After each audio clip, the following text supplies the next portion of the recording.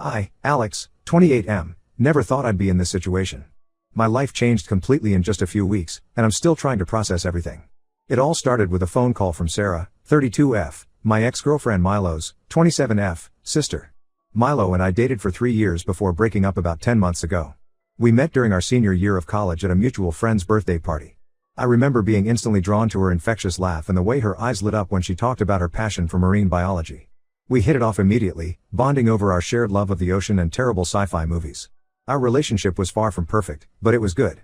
We supported each other through the stress of final exams, job hunting, and the general uncertainty of post-college life.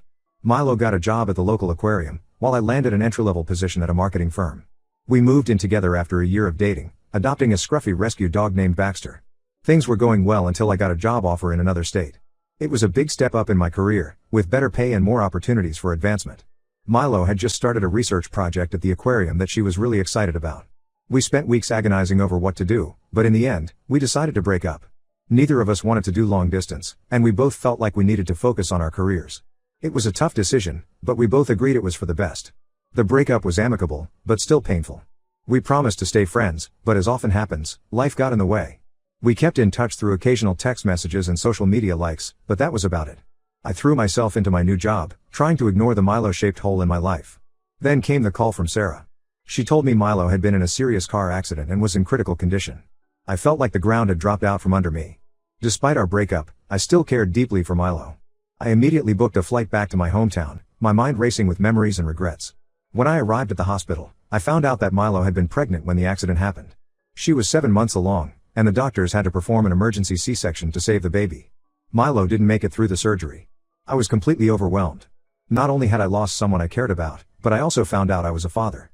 The baby, a little girl, was in the NICU fighting for her life. I couldn't wrap my head around it.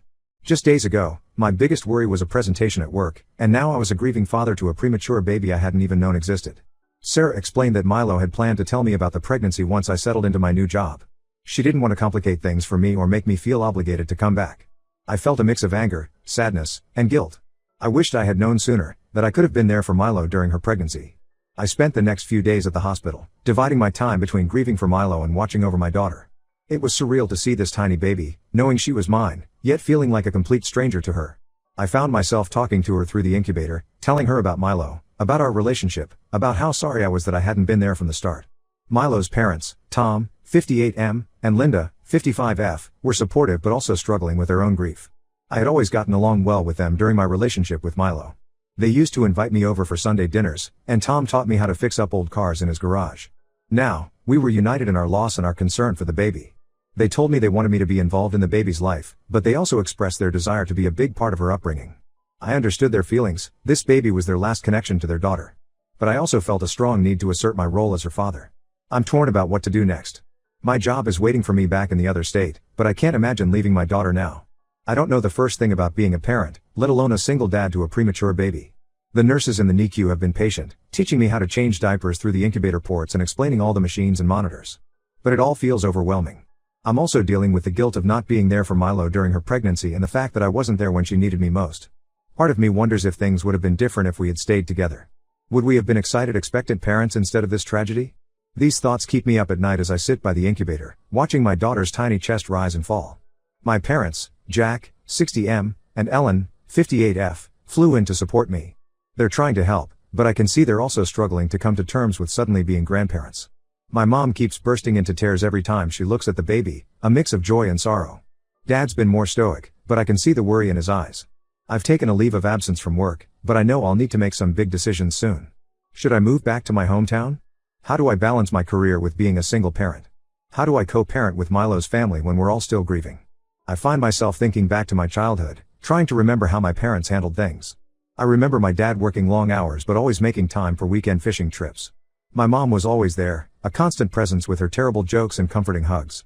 Can I be both mom and dad to this little girl? I'm scared, overwhelmed, and completely unprepared for this. Any advice or words of wisdom from people who have been in similar situations would be greatly appreciated. How do I navigate this new reality while honoring Milo's memory and being the best father I can be to our daughter? There's so much to figure out, from practical things like where we'll live and how I'll manage financially, to bigger questions about how to raise her and what to tell her about her mother when she's older. I want to do right by Milo, by our daughter, and by both our families.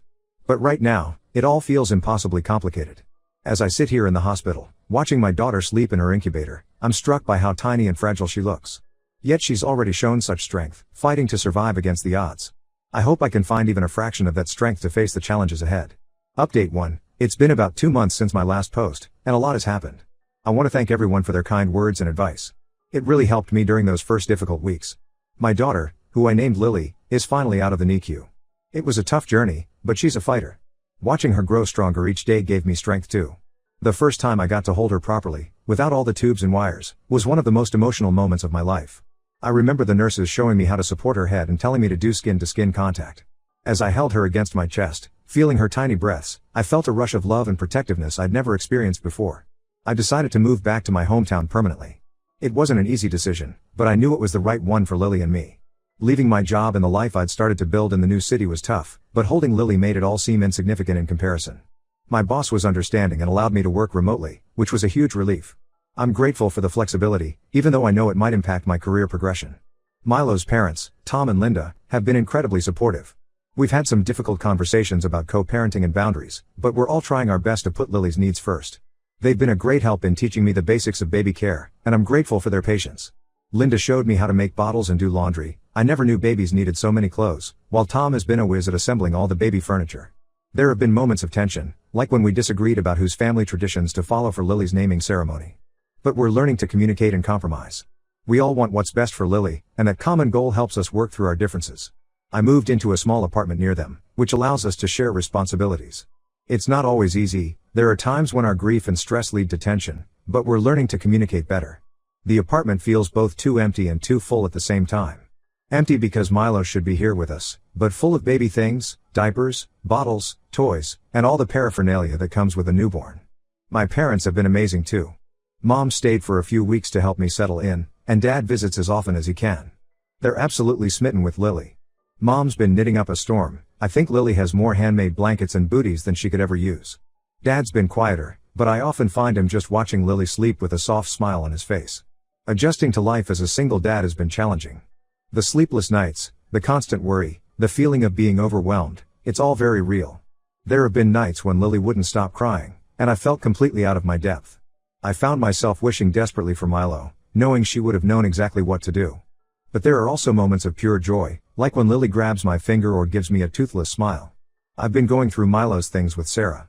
It's bittersweet, but it's helping me process my grief. We found a journal where Milo had been writing letters to our baby. Reading them has been both heartbreaking and comforting. It's given me insight into her thoughts and feelings during the pregnancy. One entry particularly struck me.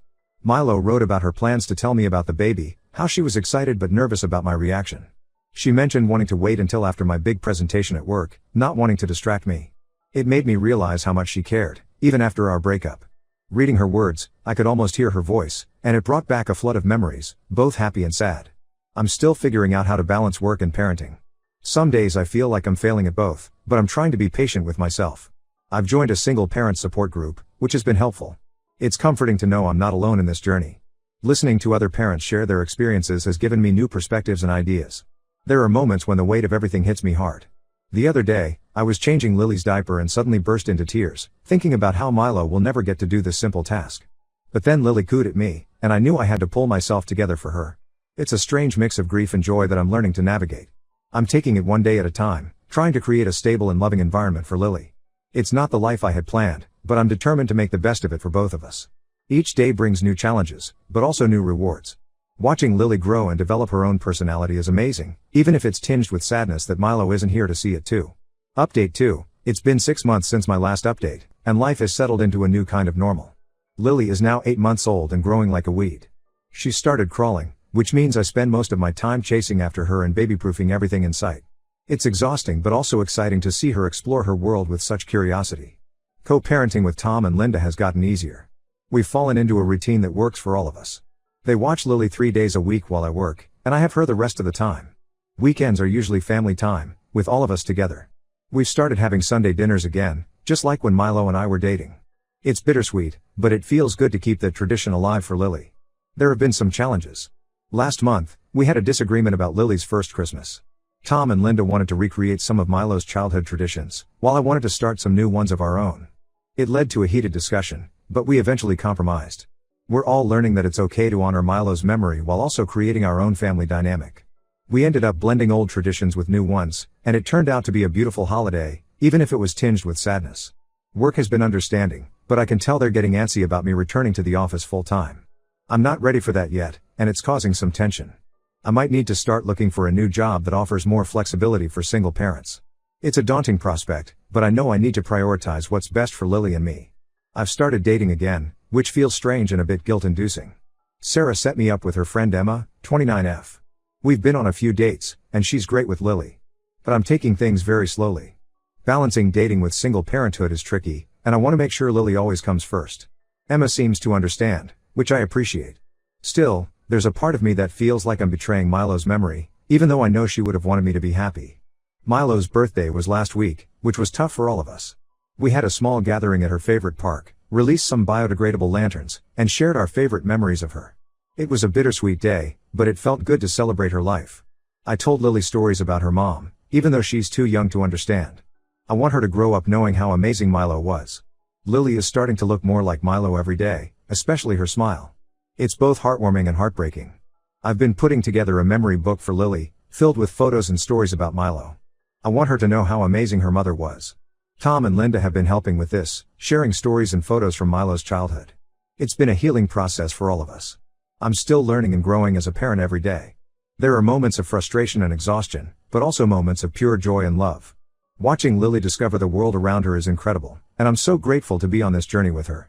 Yesterday, she laughed for the first time when I made a silly face, and it was the best sound I've ever heard. Update 3, another 6 months have passed, and Lily just celebrated her first birthday. It's hard to believe how quickly time has flown by. The tiny baby in the NICU has grown into a curious, energetic toddler who keeps me on my toes. The birthday party was a bittersweet affair. We had a small gathering with family and close friends. Tom and Linda brought a photo of Milo to put on the table, which was a touching gesture. Lily seemed to enjoy the attention, though she was more interested in the wrapping paper than the actual gifts. As I watched her smash her hands into her birthday cake, I couldn't help but think of all the milestones Milo has missed. I've finally found a new job that allows me to work from home most of the time. It's been a game changer for our routine. I'm able to be more present for Lily while still advancing my career. The transition was stressful, but it's already paying off in terms of work-life balance. Co-parenting with Tom and Linda has its ups and downs. We recently had a disagreement about Lily's daycare options. They wanted her to attend the same preschool Milo did, but I found a place closer to our home that I preferred.